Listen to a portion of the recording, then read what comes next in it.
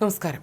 നീണ്ട ശത്രുതയ്ക്കും 6 ആഴ്ചത്തെ രൂക്ഷമായ യുദ്ധത്തിനും ശേഷം സമാധാനത്തിന്റെ പുതിയ വാതായനങ്ങൾ തുറന്ന് അമേരിക്കയും ഇറാനും നേരിട്ടുള്ള ആദ്യഘട്ട ചർച്ച പൂർത്തിയായിരിക്കുകയാണ്. അടുത്ത ഘട്ട ചർച്ച ഉടൻ നടക്കുമെന്നാണ് റിപ്പോർട്ട്. 1979 ഇസ്ലാമിക വിപ്ലവത്തിന് ശേഷം ഇതാദ്യമായിട്ടാണ് ഇരു രാജ്യങ്ങളിലെയും ഉന്നത തലത്തിലുള്ള നേതാക്കൾ ഒരു മേശയ്ക്ക് ചുറ്റുമിരിക്കുന്നത്. ഹോർമുസ് കടലെടുക്കുമായി ബന്ധപ്പെട്ട തർക്കങ്ങൾ ചർച്ചകളിൽ പ്രധാന തടസ്സമായി തുടരുന്നതായി ഇറാൻ ഔദ്യോഗിക മാധ്യമങ്ങൾ റിപ്പോർട്ട് ചെയ്തു. എന്നാൽ ചർച്ചാ വിഷയങ്ങളെക്കുറിച്ചുള്ള കൂടുതൽ വിവരങ്ങൾ ഇതുവരെ പുറത്തു വന്നിട്ടില്ല. ഇറാനുമായി US വളരെ ആഴത്തുള്ള ചർച്ചകളിൽ ഏർപ്പെട്ടിരിക്കുകയാണെന്നും എന്നാൽ ഒരു കരാറിലെത്താൻ സാധിച്ചില്ലെങ്കിലും വിജയം അമേരിക്കയ്ക്കായിരിക്കുമെന്നും US പ്രസിഡന്റ് ഡൊണാൾഡ് ട്രംപ് മാധ്യമപ്രവർത്തകരോട് പറഞ്ഞു. ഇറാനും USഉം തമ്മിലുള്ള സമാധാന ഉടമ്പടിക്കായിട്ടുള്ള ചർച്ചകൾ 2ാം ദിവസമായ ഞായറാഴ്ചയും ഇസ്ലാമാബാദിൽ തുടരുമെന്നാണ് ഇറാൻ മാധ്യമങ്ങൾ റിപ്പോർട്ട് ചെയ്യുന്നത്. ഫലം എന്തുതന്നെയായാലും അമേരിക്ക വിജയിക്കുമെന്നും ചർച്ചയുടെ ഫലത്തെക്കുറിച്ച് തനിക്ക് ആശങ്കയില്ലെന്നുമാണ് ട്രംപ് വ്യക്തമാക്കിയത്. ചർച്ച സൗഹൃദ അന്തരീക്ഷത്തിൽ പുരോഗമിക്കുന്നുവെങ്കിലും ശുഭകരമായ വിവരങ്ങൾ ഇതുവരെ ഇല്ലെന്ന് ഇറാൻ ഏജൻസികളും വ്യക്തമാക്കി. നിയന്ത്രണങ്ങളോടെ ഹോർമുസിൽ കപ്പൽ ഗതാഗതം തുറന്നുവെന്നാണ് ഇസ്ലാമിക് റവല്യൂഷണറി ഗാർഡ് കോർപ്സ് വിശദമാക്കിയത്.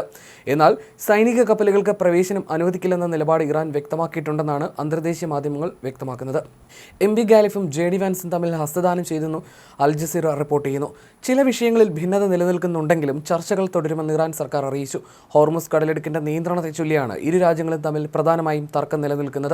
മേഖലയിലെ സുരക്ഷയും ആധിപത്യത്തെയും സംബന്ധിച്ച വിഷയങ്ങളിൽ സമവായത്തിലെത്താൻ കഴിഞ്ഞിട്ടില്ല. ഇതാണ് ചർച്ചകൾ നീണ്ടുപോകാൻ കാരണമായ പ്രധാന പ്രതിസന്ധിയെന്ന് റിപ്പോർട്ടുകൾ സൂചിപ്പിക്കുന്നു. ഇതിനിടെ ഇറാനെതിരെയുള്ള സൈനിക നടപടികൾ തുടരുമെന്ന് ഇസ്രായേൽ പ്രധാനമന്ത്രി ബെഞ്ചമിൻ നെതന്യാഹു പ്രതികരിച്ചിട്ടുണ്ട്. ഇസ്രായേൽ വലിയ നേട്ടങ്ങൾ കൈവരിച്ചിട്ടുണ്ടെങ്കിലും ഈ പോരാട്ടം അവസാനിപ്പിച്ചിട്ടില്ലെന്നാണ് നെതന്യാഹു ശനിയാഴ്ച രാത്രി വെളിപ്പെടുത്തിയത്. അതേസമയം ഹോർമുസ് കടലെടുക്കിലൂടെ സൈനിക കപ്പലുകൾ കടന്നു പോകാനുള്ള ഏതൊരു ശ്രമത്തെയും ശക്തമായി തിരിച്ചടി നൽകി നേരിടുമെന്ന് ഇറാൻ മുന്നറിയിപ്പ് നൽകിയിട്ടുണ്ട്. തങ്ങളുടെ 2 കപ്പലുകൾ നേരത്തെ ഈ ജലപാതയിലൂടെ കടന്നുപോയി എന്ന US അവകാശവാദം ഇറാൻ നിഷേധിക്കുകയും ചെയ്തു.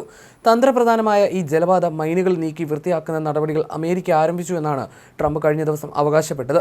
US നേവിയുടെ ഗൈഡഡ് മിസൈൽ ഡിസ്ട്രോയറുകൾ യാതൊരു തടസ്സവുമില്ലാതെ കടലെടുക്ക് കടന്നതായി 3 US ഉദ്യോഗസ്ഥരെ ഉദ്ധരിച്ച് the Wall Street journal report ചെയ്തിരുന്നു. ഈ നീക്കം ടെഹ്റാനിലെ അധികാരികളുമായി ഏകോപിപ്പിച്ചല്ല നടത്തിയതെന്നും US മാധ്യമമായ ആക്സിയോസും അറിയിച്ചിരുന്നു. ഹോർമുസ് കടലെടുക്ക് വൃത്തിയാക്കുന്ന പ്രക്രിയ ഞങ്ങൾ ഇപ്പോൾ ആരംഭിച്ചിരിക്കുകയാണെന്നായിരുന്നു ട്രംപ് തന്റെ ട്രൂത്ത് സോഷ്യൽ പ്ലാറ്റ്ഫോമിൽ കുറിച്ചത്. ചൈന, ജപ്പാൻ, ഫ്രാൻസ് തുടങ്ങിയ രാജ്യങ്ങൾക്ക് സ്വയം ഇത് ചെയ്യാൻ ധൈര്യമോ ഇച്ഛാശക്തിയോ ഇല്ലാത്തതിനാൽ അവർക്കായി ചെയ്യുന്ന ഒരു ഉപകാരമെന്നാണ് ട്രംപ് ഇതിനെ വിശേഷിപ്പിച്ചത്. എന്നാൽ ഇക്കാര്യം ഇറാൻ നിഷേധിച്ചിരിക്കുകയാണ്. അതേസമയം മറുഭാഗത്ത് ഇസ്രായേൽ തെക്കൻ ലെബനനിൽ ആക്രമണം തുടരുകയാണ്. ടെഫാഖ്ത നഗരത്തിലുണ്ടായ ഇസ്രായേൽ ആക്രമണത്തിൽ 13 പേർ കൊല്ലപ്പെട്ടുവെന്നാണ് റിപ്പോർട്ടുകൾ. മധ്യപൂർവ്വദേശത്തെ പിടിച്ചുലയ്ക്കുന്ന യുദ്ധത്തിന് അറുതി വരുത്തുക എന്നതാണ് നിലവിലെ ചർച്ചയുടെ പ്രധാന ലക്ഷ്യം. പ്രധാനമായും 4 കാരണങ്ങളിലാണ് ധാരണയിലെത്താൻ ശ്രമിക്കുന്നത്. 6 ആഴ്ചയെ തുടരുന്ന നേരിട്ടുള്ള സൈനിക നീക്കങ്ങൾ അവസാനിപ്പിക്കുക, ലെബനനിലെ ഇസ്രായേൽ ആക്രമണം അവസാനിപ്പിക്കാൻ അമേരിക്കയുടെ ഇടപെടൽ ഉറപ്പാക്കുക, ലോകത്തെ എണ്ണ വിതരണത്തെ ബാധിക്കുന്ന ഹോർമുസ് കടലെടുക്കിലെ ഗതാഗതം പുനഃസ്ഥാപിക്കുക തുടങ്ങിയവയാണവ. ആണവ, സാമ്പത്തിക, സൈനിക മേഖലകളിലെ വിദഗ്ധരും ചർച്ചയിൽ പങ്കെടുക്കുന്നുണ്ട്. ധാരണയായാൽ ഒരു സാങ്കേതിക കരാറിന് അന്തിമ രൂപം നൽകും. ചർച്ചകൾ പുരോഗമിക്കുമ്പോഴും അതീവ ജാഗ്രതയിലാണ് ഇറാൻ.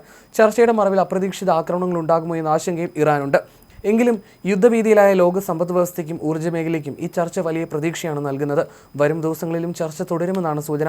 അമേരിക്കൻ വിദേശ നയത്തിലെ വലിയൊരു വഴിത്തിരിവായും ഡൊണാൾഡ് ട്രംപിന്റെ സമാധാന ദൗത്യത്തിന്റെ ഭാഗമായും ഈ നീക്കത്തെ അന്താരാഷ്ട്ര നിരീക്ഷകർ വിലയിരുത്തുന്നു.